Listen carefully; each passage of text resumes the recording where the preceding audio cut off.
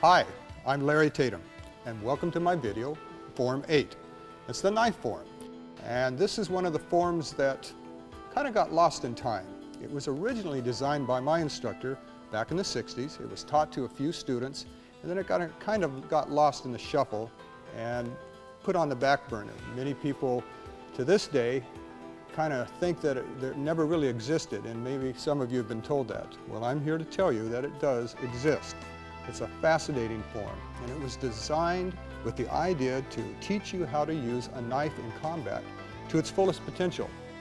Now, as we go along in this form, I want you to understand that we're going to take a knife and we're going to assume, for the purpose of the form and to get the maximum potential out of this weapon, is we're going to assume that the top part is sharp as well as the bottom. It has a hilt, it has a strong butt, so every facet of this knife can be used in battle. Now, there's more to just cutting and slicing and poking with a blade. Knife fighting is very serious business, and before we get started, I want you to understand that, if somebody pulls out a knife, it's better for you to go the other way. Most people that have ever been in a knife fight have come out almost as bad as the person that attacked them. So take my advice. This is not something that you want to stick around to prove that you can do. But if you are forced to use a knife, and you do have one, you'll have that advantage. Now, we're going to use two knives, all right, because we're going to say that both of our hands are going to be equal in battle. And we're also going to assume in this form that our opponent has two knives, and that both edges, the top and the bottom, are also sharp. He has a hilt, and also he can use the butt of it. Now, as I go along in the form, I'll explain more characteristics about the knife and how it can be used for blocking, for defensive as well as offensive purposes as well. Okay? It's a fascinating form. So what I want you to do, if you don't have a knife, even a kitchen knife will do, or get one of those plastic rubber knives that you can buy at a martial arts store. And it's not important at this point in the form that it has a hilt, but later on, if you can find a knife like that, do so. There's many places that do offer these types of Kenpo knives. Now, the Kenpo knife has gone through a lot of different creations. It started with Mach 1 to 2 to Mach 3, 4, and there's even a Mach 5. What I'm going to be using is the Kenpo knife, which is a Mach 2. All right, now for our purposes, we're going to take it slow because I want you to learn the ins and outs of this form. And in this tape, now this tape, I'm not necessarily going to show you a lot of techniques. I'm going to do that in Volume 2, where I'll show you the knife self-defense techniques. But in this tape, I'm going to show you every possible angle that the knife can be used on, both forward and reverse and opposites. And if you're a Kenpo enthusiast, you'll know exactly what I'm talking about. If not, I'll explain what we mean by forward and reverse motion. All right, what I want you to do is get your knives, get yourself some room, and make sure that if you're going to use a sharp knife, do what I did. Tape the edges, okay? You can use masking tape. Here's some duct tape that I've used, and it works well. If you don't, and it's a sharp knife, I guarantee you, you probably will cut yourself at one point in studying this form. All right, go get your knives. If you don't have a gi, it's not necessary. In fact, it's better to use something like a tank top or something where your sleeves don't get in the way. I'll look forward to seeing you in a few moments. I'll meet you right back here.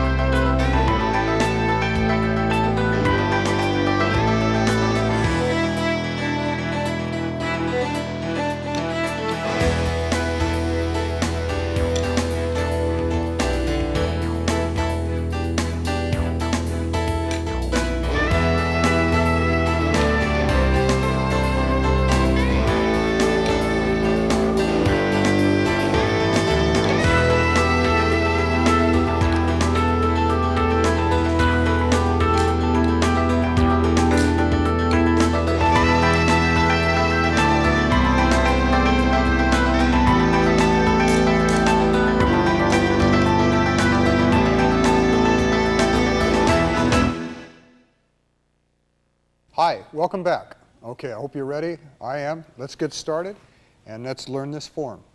All right, now first thing we're going to do is we're going to, like all forms, it has a salutation. And generally a salutation will depict a certain theme of the form.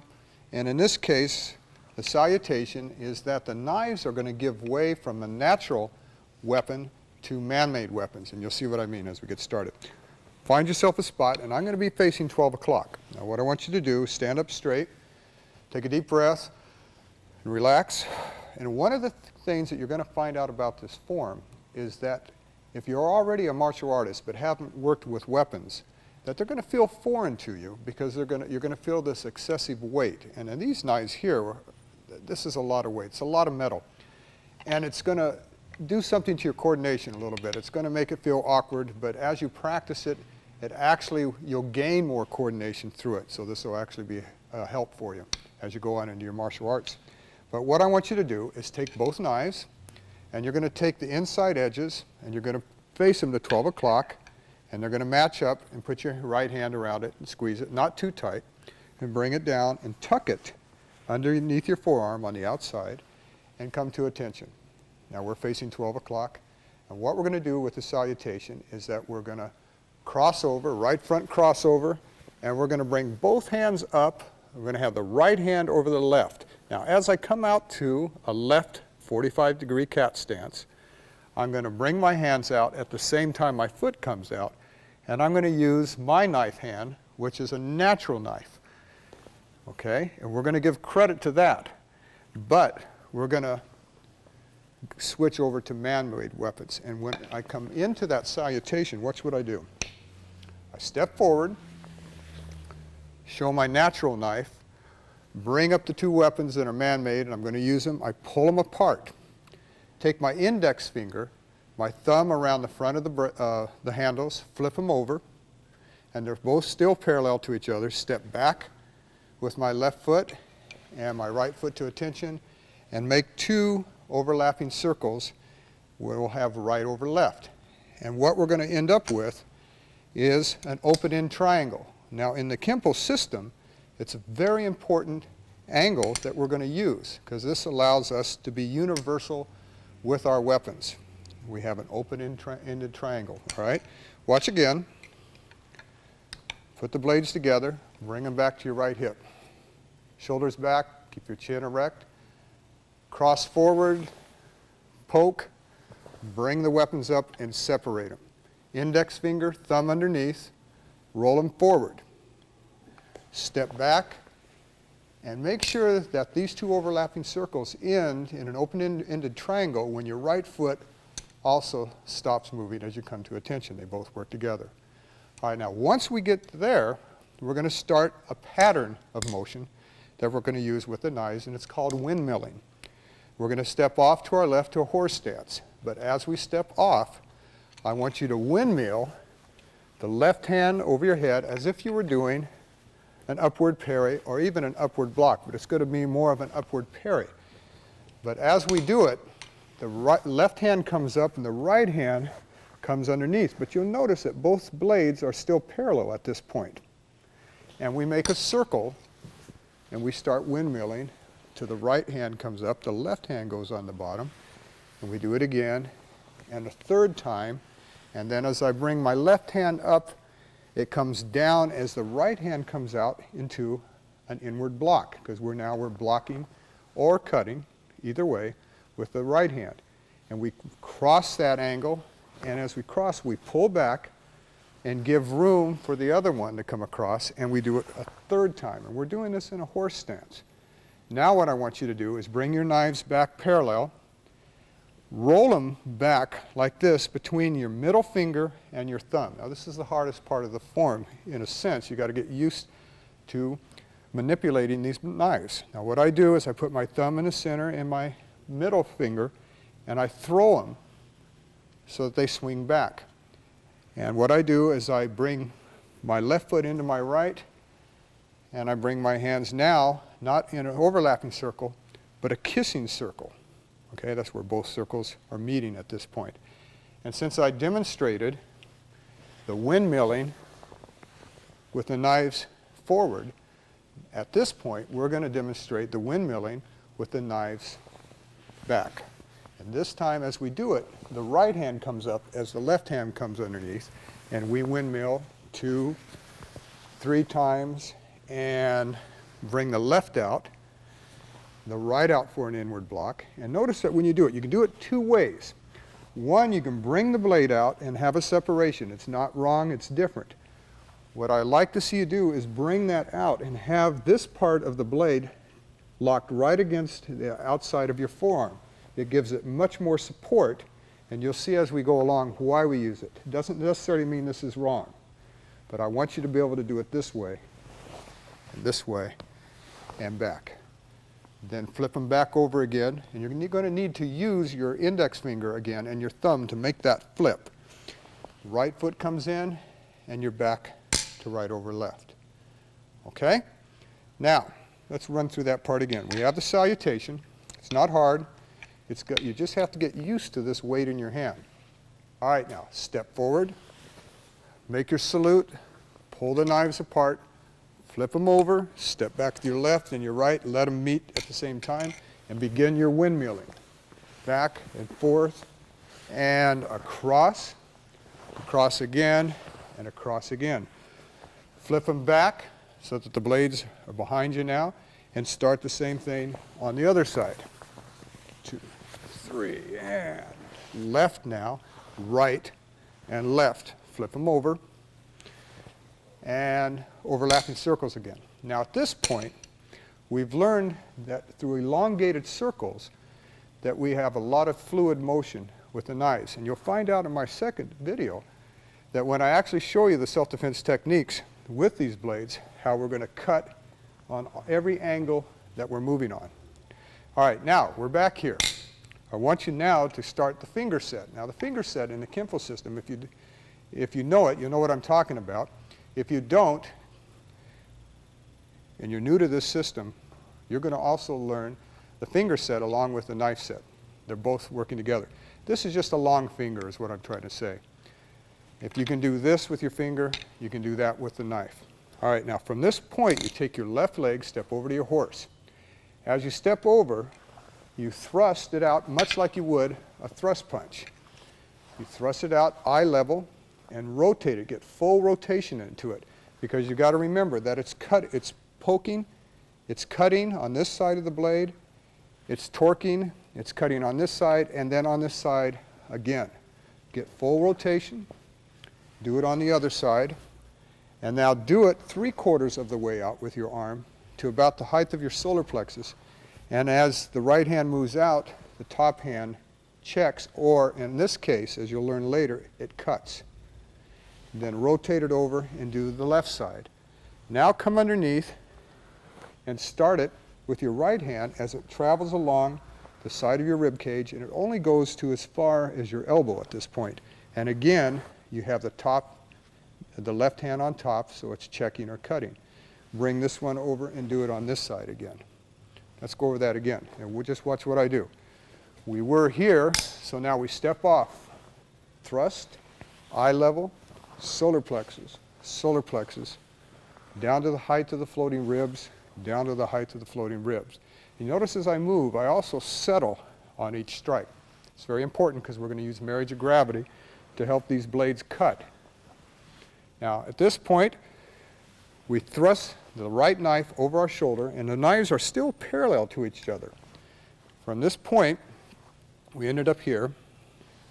The left goes back, the right goes over the shoulder. Then let's do it on the opposite side. Bring both knives back to the center line, and they're both parallel, and thrust straight up. Now when I do this, I'm going to change my grip from this to my thumb being braced on the hilt as I thrust. It gives me more leverage. Instead of doing this, it relaxes my muscles on top of my wrist and gives me a little more leverage here. At that point, you cross them back, bring them back as if you're striking with your elbows, and then right over left as you cross your arms like this. Torque your left hand down as if you're parrying or blocking or slicing, and bring the other hand up as if at the same time you're slicing, and then whip the blade as if you're hammering with it. Let this go on the inside of your left arm and start it on the other side. And as you do it, you see the blades start to cut, and repeat the same thing on the opposite side. Bring it down to your right side and have your left hand checking, and again, the same type of motion, but on this level. Torque it back, bring the other hand over, same type of thing on this level.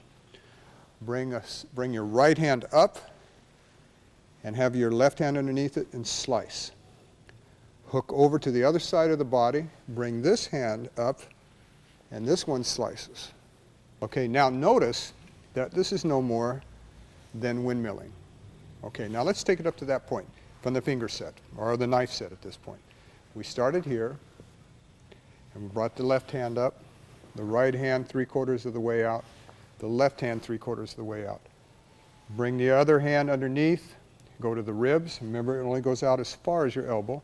Bring the other hand over and come underneath. Over your shoulder, over the right shoulder. And notice that both of these blades are cutting as they're traveling across your body.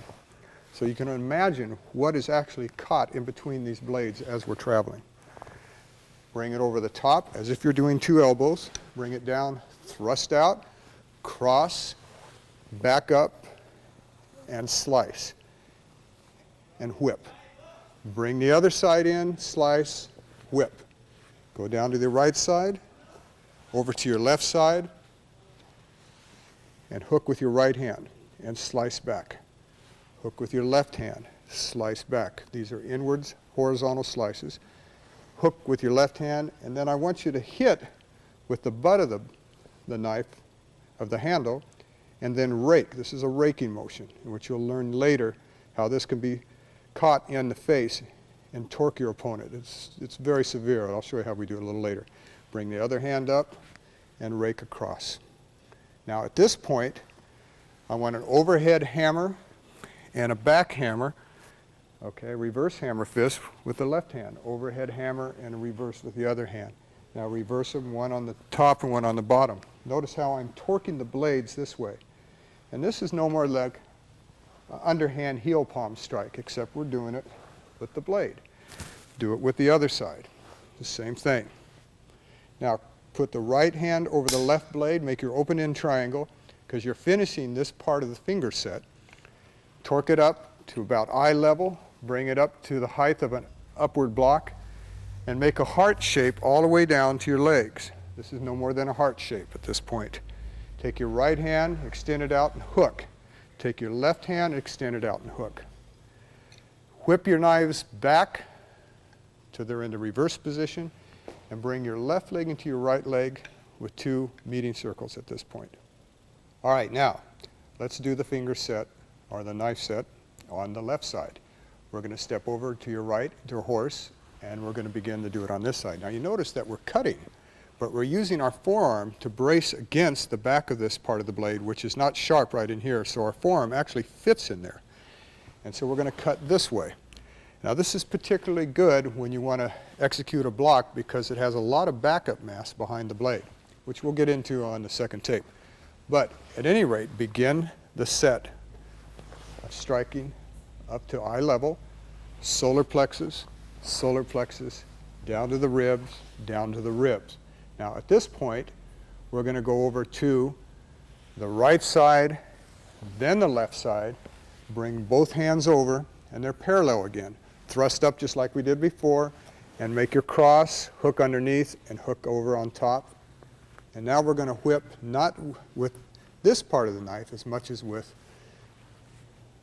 the butt of the knife. Come on the inside and do it on this side, and bring it back. Go down on your right side, do the same thing over here. And you notice that I'm just torquing, and I'm allowing the knife to move with me. Come back on this side, torque this way again.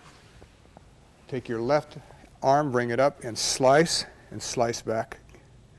Slice with your right, slice back. Remember this in the finger set where you heel palm and double claw? Well, what we're doing now is we're heel palming and raking with the blade itself, as well as the hilt. Now, overhead, behind us, same thing, overhead and behind us. Torque it here in front, go behind us again, torque it back here, and in front. Now put the left over the right, make that heart shape again, bring it out to your sides, hook with your left, hook with your right, put your index finger there and your thumb underneath, flip it over, and step back with your right leg to where you started. All right, pretty easy, isn't it? All right, now from this point, with our open-end triangle, we can trap, and what we're going to do in this case, we're going to trap and pull and step back into a right neutral bow, and as we step back, we pull, and then we pivot to a right forward bow. Then we step back and do it on the opposite side, come forward, and step back again, and end up where we started. Bring your knives back to your hips, rotate the blades, come back to two kissing circles, step back with the right leg, and do it now with the blades in this position. Step back to the left, do this side, step forward, and back to where we started. Index over, flip, step forward to attention, right over left. Now from this point, I want you to step off. If this is 12 o'clock, I want you to step off with your left leg to 10 o'clock. We're going to execute a right outward block. It would look like this without the knife. With the knife, it's going to look like this. You've got to remember, though, this is also cutting. It's not just blocking. Or it may be trapping, or it may be turning somebody's wrist. But at any rate, you execute an outward block and pivot into a horse stance at this point. So you are facing this 45, and now you're facing this 45, which is 2 o'clock. As you do, you thrust the blade as you execute the outward block. Now you take the right hand, slide up to approximately 12 o'clock, take the bottom hand, put it on top so you make a cross. From here, you make a cross. You dig this in with your left hand, do a rear crossover at the same time. Now, since we're working on 45s, you step over to 2 o'clock into a horse. Drop your weight and pull and slice. At this point, we rotate the blades and we begin the opposite side. Make our cross, dig it in, rear cross on that 45 and pull apart again. All right? Now, at this point, rotate your blades again outwardly and step back, if that's 12 o'clock, over to 9 o'clock into a left neutral position. You notice that my right hand is on a 45 degree. This hand is on a 45 this way. Once I get here, I rotate the knife over, so both the knives are parallel again. I step through with my right leg, start turning my knives, step back with my left leg, now facing 9 o'clock. At this point, rotate your knife over. I want you to cross in, not towards 9, but towards 10 o'clock, and I want you to hook. You're in a left front crossover. Both knives are parallel again. Now this is pretty much throughout the form, you're going to see both knives become parallel this way, this way, this way, this way, but they're going to be parallel in their use. All right, now, crossover, unwind, and as you do, you slice with the left hand and the bottom hand's checking. You step back to 3 o'clock and reverse the position of the knives, have the right on top and the left on the bottom. Rotate the bottom knife, rotate the top knife, step through again, and do the same thing on this side. That's a lot of work, so let's go over it again. All right, now, we ended up, before we got into that, by going to first this technique, dig down, cross, hook. We did the same thing on this side, cross, dig in, hook.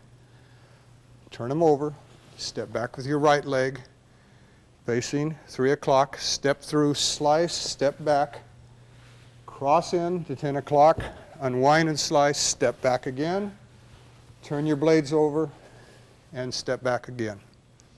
All right, now, what we're doing is what's called in Kenpo is line reinforcement. Now that means that we may have attacked on one line, but we turned and came back on that same line because a number of things could have happened. Our opponent can be left on the same line we originally were cutting on or striking on. So what we're doing is this back and forth line reinforcement. All right, so I'm going to do it one more time. We ended up in this position. I rotated my knives, turned them back and forth on these lines. You notice that my blades are starting now to move in a fluid fashion. They're almost separate from my arm. There's a lot of, it's like a baton, or if you are into stick fighting, Kenpo stick fighting, which we'll do another tape on that soon, you rotate from the wrist. All right, now watch again. As we came off of this, rotate, watch my hands start to slice, and drop your weight for leverage.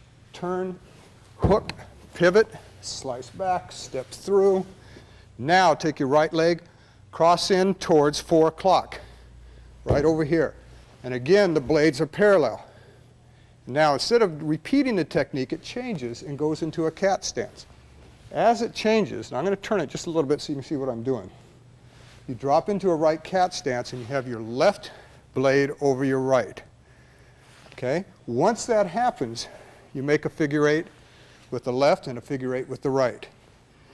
It happens immediately. And then you're going to do a right snap kick and a left thrust. Okay? So we had crossed in here. We'd come back. We crossed in with our right leg and immediately went to the cat stance. Figure 8, kick and thrust, and 3 thrusts. 1, 2, 3. And when you do these thrusts, you overlap them. Okay, now you take your right leg, and I'm in a forward bow when I'm doing these thrusts. You step back at this angle, which is 8 o'clock, and you face 2 o'clock. The right's over the top now, figure 8, left figure 8, kick and thrust, and 3 more thrust. 2, 3. Reverse your blades at this point. Now you're going to turn back to this angle, and then you're in a cat stance again, but this time the blades are turned. Figure 8, pull and kick. 1, 2, 3. Now you turn all the way over to this angle. This is the only 48.5 that we haven't covered yet with this pattern. Right hand, left hand, kick and thrust. 1, 2, 3. All right, now from this position, what I want you to do is do a left rear crossover towards 3 o'clock, flip your blades over at the same time. Now you're going to step out with your right leg into a horse stance. As you step out, drop into your stance and execute a figure 8, right over left, and turn them over with the palms facing up. Then you're going to reverse that motion and come back with the palms facing down. Since we did it with the blades facing, let's turn it at this point and start with the left over the right, palm up, reverse it, and palm down. At this point, flip them over, do a left rear crossover again on the same line towards 3 o'clock, and hammer, boom, with both your blades. You're going to hammer and drop your weight. Then you're going to pivot out of this stance, and as you pivot out, you're going to thrust with your right hand and then make a cross as you pivot now into a forward bow. Following this line of attack, I want you to do a left front snap kick and then plant in a horse and rip as if you were doing a downward block, but with both blades this way. Repeat it on the opposite side. Bring your blades up, torque them in, and hammer. Unwind, cross, make a cross here, follow that line of attack, execute a snap kick, plant down and drop your weight, and slice again with both blades. Now at this point, what I want you to do is flip them around, step forward into a right neutral bow, and cross the right over the left. At this point, this is a cross from my throat. Following that line, do a left rear crossover towards 12 o'clock, leap off to a right one-legged stance until you're in a crane stance, and you're going to pull. Now I don't want this out of the outer rim, and we'll teach you more about the outer rim theory for those of you that never had it before in the next tape. But stay within the rim and almost at eyebrow level. And as you do that, you're in a crane stance, and this hand is in a downward position, just like a downward block. At that point, reverse the circle of the bottom hand, slice, Follow that angle with your with your left hand slice, follow that angle with your right hand and anchor. And as you anchor, you kick and slice and hit with the butt at the same time. Plant in your neutral, execute another slice, go into a right front in-place twist stance, bring both the blades across each other, and repeat it so it happens twice. And back out. Now, following 6 o'clock, because we're going to do the opposite side, step to 6, the left is over the right, rear crossover, and do the same thing on this side. Slice with the right hand now, with the left hand and anchor. Kick and slice. We're actually facing 10 o'clock now. Hit with the left hand, twist stance again, unwind, twist stance again, and unwind. I want you to do this now, but with the blades open, so torque them back open, and face 3 o'clock, and as you do it, you cross your right over the left and rear crossover to a 90 degree, which is 3 o'clock. Slice, hook. Now we're doing the same pattern except with the blades open. Kick and poke, slice, 1, 2. You notice how my blades are turning back and forth. We're going to have to do it on the other side. So cross towards this angle, repeat it over here, and back, forth, back, forth. So you've covered all 4 angles at this point. 2 on the 90s and 2 on the 45s. At this point, rotate the blade so that the blade is facing you again.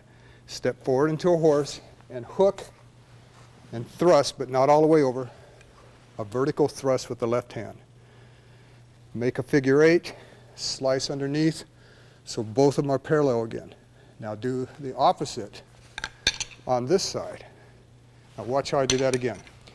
What I did was when I came out of this, into this position, I stepped forward into my horse, and I brought my right hand to hook it, left hand up, vertical thrust. Made a figure 8, a small one, came underneath, and then did it on this side. This is one of the hardest part of the forms, over and under. All right, now what I want you guys to do is I want you to take your knives and I want you to turn them over until the handle, the right handle, that's the bottom one, is on top of the left handle. Now as you do that, you step forward into a right neutral bow. You pull them apart so that the top knife now is in your left hand and the bottom knife is in your right hand. Okay? Now watch again. We started from here, and as we hooked, we came up, made a figure 8, went from here. Now we rotated them over, and you step forward and pull them both apart. All right, now you've succeeded in changing the blades, and you'll see there's a reason for this, as you'll see in the second video. Now what I want you to do is bring the bottom blade up, and now they're actually parallel again in this crossed position. So you bring the bottom blade up and you hook both blades. Take the left hand, make a full circle, and slice underneath from here. Now watch this again. All right, we were here, figure 8, underneath. Turn them, step at the same time, hook, over, slice. You're in a neutral, go to a forward bow and execute a left outward like a hand sword, okay, but it's with the blade as the other one pulls back. Okay, watch this again. It's the tricky part, so we'll take our time here. We were here, figure 8, over, put them together, pull them apart. Hook, slice, pull. Now put the left on top of the right and do the same thing on this side and pull them apart. Now I'm going to back up so I stay in the camera for you. And as I do that, we hook again, slice with the right hand and pull them apart again. At this point now, with the knives in this position, I want you to cover to your rear with your left leg into a left reverse bow. As you do an outward downward block with the bottom hand, except that the palm is going to be up. It's going to be at this angle right here. You make a counterclockwise circle, step through and make a diagonal slice with the left arm and bring the other one underneath as if you're lifting. And you go to a forward bow and they both lift together and they're parallel. You can see it slightly at this angle. Now when I do the other side, you'll actually see it facing the camera. You step forward, switch the blades again at this angle, pull them apart. Again, you're in a reverse bow. Notice the palm is up here. Now this is clockwise. Step forward, diagonal slice, dig them in, and use a forward bow at this point. Okay, now from here we're going to step through and cover again. We're going to go off to a slight angle with our left leg. We're going to put the blades on top of each other, switch them again, and we're going to turn and face this 45-degree angle. Basically, if that's 12, that's 8 o'clock. Rotate the right over so they're both parallel again, and rake down into a twist stance at this point. Hook with your right hand, hook with your left. Again, pull them apart, go into an in-place twist stance, and thrust. At this point, turn your blades and push to this 45. It's a push-pull at this point. Bring your blades up again, and I'll turn so you can see them. You put the right on top of the left, pull them apart, rotate them, rake down this side, hook over the top, and twist stance. And this hooks and traps as this one thrusts. Step off to face 6 o'clock into a right neutral bow and thrust again. Step forward with your left leg, again switching the knives from one to the other. Do a right rear crossover. Turn and face 12 o'clock where you guys are. Go to a crane stance. Step back, switch your blades again. Crane stance on this side. Flip the blades over, or the blade, your right hand, and end up in a left neutral bow facing 12 o'clock. At this point, go into an in-place twist stance and hammer. And as you hammer, you drop your weight and let the hammer carry through and come up, turn the blade and hammer this side. Step forward, dig them in. You're in a right neutral bow. Hammer and torque out again. But this time, as you torque out, you actually step forward into your horse. Now, at this point, I want you to make an hourglass shape, and more than likely you probably understand that this is contouring your opponent's body.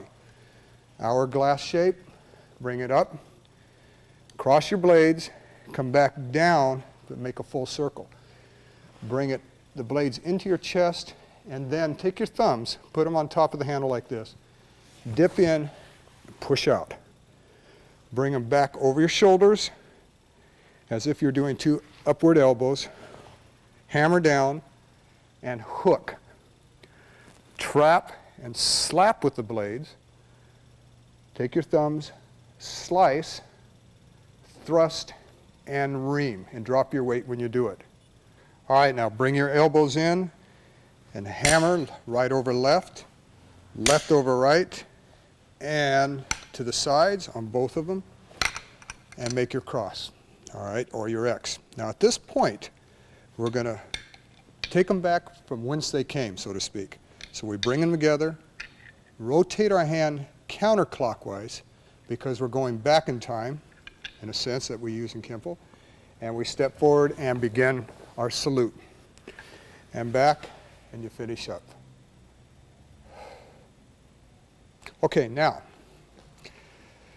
it's going to take some time, it's going to take some effort. And like I said before, the hardest thing that you're going to have to overcome in learning this form is how to feel comfortable with some man-made object in your hands, particularly if you guys have been practicing for a number of years. You're used to having your hands empty. But as you practice, you're going to find that this is going to add coordination to what you already know. And if you learn how to use these knives, you can put almost any other type of weapon in your hand and automatically adapt with that weapon, providing that you understand the characteristics of the weapon, because each one obviously is different. You've got to understand what a weapon can do and what it cannot do. Now, when we use the Kenpo knives, In a sense, if you watch me throughout the form, I'm actually freestyling or, in a sense, sword fighting or fencing with my opponent. And as we get into the other tape, I'll show you why we're doing this. There's times when we want to close the gap to where we're in the last zone of combat, which is contact manipulation. And there's other times when we want to be just into the second. You know, there's 4 zones of contact. We want to be in the second one. And sometimes we want to be in the third zone of contact. But we'll learn this as we go into the next tape. It's going to be a fascinating tape. Not only are these defensive techniques, but I'm going to teach you offensive techniques with these weapons. When you're done with both of these tapes, you should have a thorough knowledge of the art with the knives and should be able to construct your own techniques. And remember, in the Kenpo system, that's what you're supposed to do, is you're supposed to take the basic curriculum and then adapt it to you. And that's when the art truly changes, is when you put your own signature to it. So we're going to cover every angle possible using the knife in the next tape. But learn this form first, okay? If you learn this form properly, when you start putting these patterns to use, it'll be easy. I'll look forward to seeing you on the next tape. I hope you enjoyed this one.